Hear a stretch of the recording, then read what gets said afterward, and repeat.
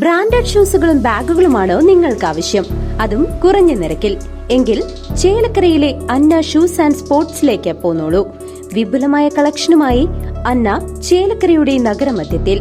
Branded ഷൂസുകളും modern ചെരുപ്പുകൾക്കും എല്ലാവിധ sports ഐറ്റംസുകളും ഒരു കുടക്കീഴിൽ. Anna sports and shoes, opposite Canara bank, main road, Chelakkara. വിവിധ പ്രശ്നങ്ങളാൽ കൃഷി അസാധ്യമാകുന്ന വേളയിൽ കാട്ടാനകളുടെ കൃഷിയിടത്തിലേക്കുള്ള വരവ് തടയുന്നതിനായി സർക്കാർ അടിയന്തര സംവിധാനങ്ങൾ ഒരുക്കണമെന്ന് കിഫ സംഘടന ഭാരവാഹികൾ. പഴയന്നൂർ പഞ്ചായത്തിലെ എളനാട് തിരുമണിയിൽ കർഷക മേഖലയിലെ കാട്ടാനകളുടെ കടന്നാക്രമണം കർഷകരെ ഭീതി പടർത്തുകയാണ്. നിരവധിയായ പ്രശ്നങ്ങളിൽ കാർഷിക മേഖല പ്രതിസന്ധി നേരിടുമ്പോഴാണ് കാട്ടാനകളും കൃഷിയിടത്തിലേക്ക് എത്തിയത്. ഇതോടുകൂടി കർഷക ജീവിതം കടുത്ത ദുരിതത്തിലായി. ഇനി കാർഷിക മേഖലയിൽ നിത്യവൃത്തിക്കായി എത്തുന്നവർക്ക് കാട്ടാന ഭയമാണ്. വനപ്രദേശത്തോട് ചേർന്ന് ചക്കയും മാങ്ങയും മറ്റും ലഭിക്കുന്നതിനാൽ ഇവ വീണ്ടും കർഷകന്റെ പറമ്പിൽ എത്തുമെന്നുള്ള അഭിപ്രായമാണ് ഏവർക്കുമുള്ളത്. കാട്ടാനകളെ തുരത്തുവാനുള്ള മാർഗങ്ങൾ സത്വര നടപടിയായി അധികൃതർ സ്വീകരിക്കുമെന്നാണ് കിഫ എന്ന കർഷക സംഘടനയുടെ ജില്ലാ ട്രഷറർ EJ സണ്ണി വ്യക്തമാക്കുന്നത്. എളനാട് മേഖല എന്ന് പറഞ്ഞിട്ടുണ്ടെങ്കിൽ പൂർണ്ണമായും ഒരു കാർഷിക മേഖലയാണ്. കാർഷിക വൃത്തി കൊണ്ട് ഉപജീവനം കഴിക്കുന്ന ആൾക്കാരാണ് ഇവിടുത്തെ മുഴുവൻ ജനങ്ങളും. കാട്ടാനയുടെ ശല്യം ഞങ്ങളെ സംബന്ധിച്ച് പുതിയതാണ്. ഇതിനു മുമ്പ് പന്നി, മാന് മുതലായ കുരങ്ങ് ഒക്കെ അതിരൂക്ഷമായ ശല്യമുള്ള ഒരു മേഖല തന്നെയാണ്. പക്ഷേ കാട്ടാന ശല്യം ഇപ്പോൾ ആദ്യമായിട്ടാണ് പറമ്പിലിറങ്ങുന്നത്.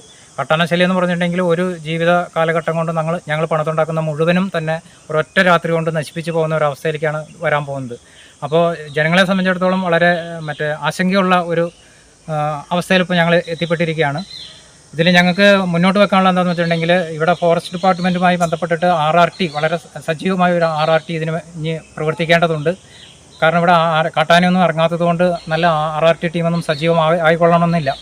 പക്ഷേ ഇവിടെ RRT ടീമിന് വരേണ്ടതുണ്ട്. അതോടൊപ്പം തന്നെ അവർക്ക് വേണ്ടുന്ന വെപ്പൺസും കൊടുക്കേണ്ടതുണ്ട്. കേവലം ആനേനെ ഓടിക്കുന്നതിന് വേണ്ടിയിട്ട് ഒപ്പടക്കവും മുളവടിയും കൊണ്ട് അവർക്ക് ആനേനെ ഓടിക്കാൻ കഴിയില്ല. കാരണം അവരും മനുഷ്യജീവൻ തന്നെയാണല്ലോ. ഞങ്ങളെപ്പോലെ തന്നെ അവർക്കും വിലയുണ്ടല്ലോ, അവരുടെ ജീവനും വിലയുണ്ടല്ലോ. അപ്പോൾ അവർക്ക് സർക്കാർ വെപ്പൺസ് തന്നെ കൊടുക്കേണ്ടതുണ്ട്. ആനേനെ ഓടിക്കാൻ വേണ്ടുന്ന സജ്ജീകരണത്തോട് കൂടിയിട്ടുള്ള ഒരു RRT ടീം വളരെ സജീവമായിട്ട് തന്നെ ഈ മേഖലയിൽ നിലനിൽക്കേണ്ടതുണ്ട്. ഫിഫ സ്റ്റേറ്റ് കമ്മിറ്റി അംഗം T രാംകുമാറും കർഷകർ നേരിടുന്ന നിലവിലെ പ്രശ്നങ്ങളും അത് പരിഹരിക്കേണ്ട അധികൃതരുടെ ബാധ്യതകളും വിശദമാക്കി. പഴയൂർ പഞ്ചായത്തിലെ കർഷകരാണ്, ഒരു മലയോര പ്രദേശത്തെ കർഷകരുടെ സങ്കടമാണ് ഇപ്പോൾ നിങ്ങൾ കേട്ടത്. തീർച്ചയായും ഞങ്ങൾ മുമ്പേ പറഞ്ഞാണ് പുലി വരുന്നു, പുലിയും വന്നു. ആ പുലി വന്നതും ചാനലുകാരും പത്രക്കാരും റിപ്പോർട്ട് ചെയ്തിരുന്നു എന്ന് പറഞ്ഞ പോലെ ഇപ്പോൾ ആനയും എത്തി. അപ്പോൾ തീർച്ചയായും ഇനി ഇവിടുത്തെ ഫോറസ്റ്റേഷൻ്റെ ഭാഗത്തു നിന്നുള്ള കാര്യമായ ഇടപെടൽ അത്യാവശ്യമാണ്. നേരത്തെ പറഞ്ഞ ഫെൻസിങ് ആദ്യമായിട്ട് എനിക്ക് തോന്നുന്നത് MLAക്ക് കിഫയുടെ കീഴിലാണ് കൊണ്ടേ കൊടുത്തത്. അതിനുശേഷമാണ് ഫെൻസിങ്ങിൻ്റെ കാര്യം അന്ന് രാധാകൃഷ്ണൻ MLA ആയിരുന്നു, അദ്ദേഹം പറഞ്ഞു. അത് തുടങ്ങി വെച്ചു എന്ന് അറിയാൻ കഴിഞ്ഞു, ഉദ്ഘാടനം കഴിച്ചു, സമാപനം ഇളനാട് വെച്ചിട്ടാണെന്നും പറഞ്ഞു. ഇതിനൊക്കെ ഞാൻ പറഞ്ഞിരുന്നു. ആ RRTയെക്കുറിച്ചും ഞങ്ങളുടെ പ്രസിഡന്റ് വിശദമായി പറഞ്ഞു. തീർച്ചയായും ഇനി സുരക്ഷിത, കാരണം ഇപ്പോൾ തന്നെ ഇവിടെ പറഞ്ഞത് ഞാൻ മോട്ടോർ സ്റ്റാർട്ട് ചെയ്യാൻ പോവാറ് വോൾട്ടേജ് ക്ഷാമം കാരണം 4 മണിക്കാണ്. 4 മണിക്ക് മോട്ടോർ ഓൺ ചെയ്യാണ്ട് ഈ വഴിയെ പോവാറ്. ഇനി അദ്ദേഹം പുറത്തിറങ്ങില്ല. അതുപോലെ ടാപ്പിംഗുകാർ ഇവിടെ പുറച്ചു വന്ന് ടാപ്പ് ചെയ്യുന്നതാണ് അവരും. നമുക്കറിയാം നമ്മുടെ അതിരപ്പള്ളിയിലും അവിടെയൊക്കെ ഇതുപോലെയാണ് തുടക്കമുണ്ടായിരുന്നത്. അതേപോലെയാണ് ഇവിടെ സംഭവിച്ചിരിക്കുന്നത്. അപ്പോൾ ഇതിന് സുരക്ഷത വേണ്ടത് എത്രയും പെട്ടെന്ന് എത്രയും മണിക്കൂർ ലിമിറ്റിനുള്ളിൽ സുരക്ഷിതരാക്കി തരേണ്ട ചുമതല ഇവിടുത്തെ ഭരണകർത്താക്കൾക്കുണ്ട്. CCV news, Pazhayannur.